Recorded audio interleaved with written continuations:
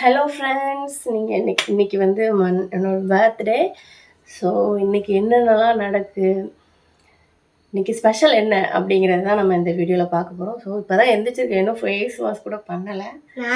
So இப்போ இருந்து night வரைக்கும் இன்றைக்கி என்னென்னலாம் நடக்குங்கிறத நம்ம வீடியோக்குள்ளே போய் பார்க்கலாம். வாங்க இப்போ நம்ம வீடியோக்குள்ளே போகலாம். விரல் கிடக்கணும் நசுங்குற அளவுக்கு இருக்கு நாம் படிக்கணும். கண்ணை துறக்கையும் தெரியணும் உள்ள வரைக்குமே உனக்கு. ஸோ இன்றைக்கி எங்கள் வீட்டில் என்ன ஸ்பெஷல்னால், காலையில் போய் கறி எடுத்துகிட்டு வந்துட்டாங்க. கொஞ்சம் சவாலையும் இல்லைன்னு சொன்னேன், ஸோ அதுவும் வாங்கிட்டு வந்துட்டாங்க. அப்புறமா இன்றைக்கி வந்து பீஃப் கறி தான் வைக்க போகிறேன். பீஃப் கறியும் வித்து ஐஸ்கிரீமில் பாயாசம். பால் வாங்கிட்டு வந்துட்டாங்க, நேற்றே பால் வாங்கிட்டு வந்துட்டாங்க. பின்ன பாயாசம் மிக்ஸு. ஸோ இன்றைக்கி என்ன இருக்கு, பால் பாயாசம் தான். ஸோ சரி, அப்படியே என்னென்ன நடக்குன்னு பார்க்கலாம். ஓகே, கறி வைக்கிறதுக்கு மசாலாலாம் வறுத்து வச்சாச்சு. இஞ்சி பூண்டு பேஸ்ட்டு, தக்காளி, உருளைக்கிழங்கு, சோறு அடுப்பில் இருக்குது. அண்டு சவாலெல்லாம் வதக்கி வச்சுட்ருக்கேன். ஸோ நான் வதக்கி அதுக்கப்புறமா சேர்த்து மறுபடியும் குக்கரில் வச்சு 4 விசில் வைப்பேன். அதுக்கு முன்னாடி கறியை வேக வச்சுக்கிட்டேன். ஸோ அவ்வளோதான். பாயசத்துக்கு தேவையான பொருள் மிக்சரை வந்து தனித்தனியாக பிரித்து வச்சுட்டேன். ஸோ அப்படின்னா கொஞ்சம் நமக்கு ஈஸியாக இருக்கும். அப்புறமா நெய்யில் அதை வறுத்து போட்டுக்கலாம்ல. ஸோ அதனால் தனியாக எடுத்து வச்சாச்சு. ஃபஸ்ட்டு பால் பாக்கெட்டை வெளில எடுத்து வைக்கணும். அதை ஐஸ் க்யூப் மாதிரி இருக்கா. ஸோ நம்ம வந்து அது ஹீட்டில் வைக்கிறப்ப அது வந்து உருகிரும். ஸோ ஃபஸ்ட்டு பால் பாக்கெட்டை எடுத்து வெளில வச்சிடலாம் அப்படின்னு சொல்லி எடுத்தாச்சு. ஸோ அதுக்கப்புறமா அதை ரெடி பண்ணலாம். ஸோ வச்சாச்சு. நீங்களே பாருங்களேன், அது ஐஸ் க்யூப் பார்த்தீங்களா எப்படி இருக்குன்ட்டு. நல்லா இருந்துச்சு பார்க்குறதுக்கு. சரி அப்படின்ட்டு அதுக்கப்புறம் பாயசம் எப்படி ரெடி ஆகிடுச்சின்னு காட்டுறேன். பாயசமே வச்சு கொதிச்சிருச்சு, நல்லா ரெடி ஆகிடுச்சு. ஸோ இதை அப்படியே நம்ம கொஞ்ச நேரம் ஒரு 10 மினிட்ஸ் குறைச்சி வச்சு மூடி வச்சிட்டோம்னா ரெடி ஆயிரும். நெய் அப்புறம் வறுத்து போட்டாச்சு. ஸோ பாயசம் சூப்பராகவே இருந்துச்சு, எல்லாருமே நல்லா இருக்குன்னு சொல்லி சொன்னாங்க. ஸோ அதுக்கப்புறமா சாப்பாடு ரெடி ஆகிடுச்சு. அப்பளம், பீஃப் கறி, ஒயிட் ரைஸ்,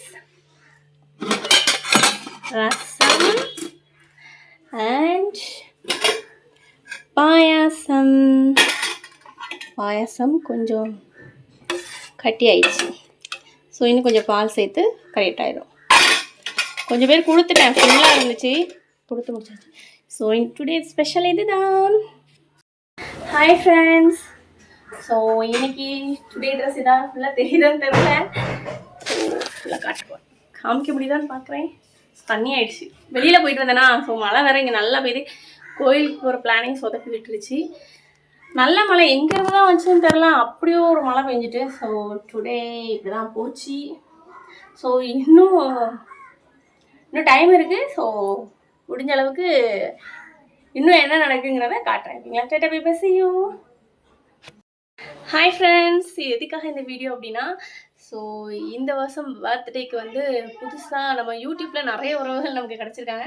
ஸோ அவங்க எல்லாருமே எனக்கு விஷ் பண்ணது ரொம்ப ரொம்ப ஹாப்பியாக இருந்துச்சு. So thank you so much. இன்னும் உங்களோட அன்பு பாசமும் எங்களுக்கு இன்னும் நீடித்து கிடைக்கணும்னு நான் வேண்டிக்கிறேன். So thank you so much. Thank you very much. எனக்கு விஷ் பண்ண எல்லாருக்குமே ரொம்ப ரொம்ப தேங்க்யூ.